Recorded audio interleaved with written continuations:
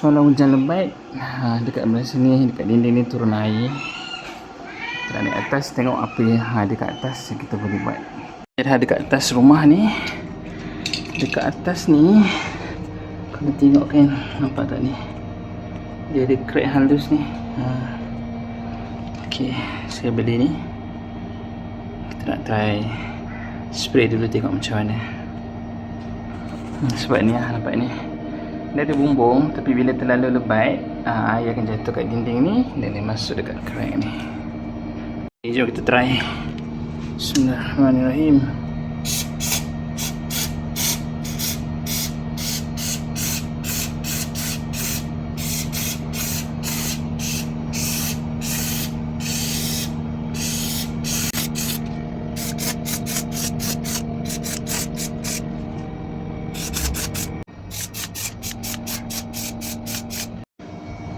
Nampak macam dah kering sikit, saya ulang beberapa kali lah.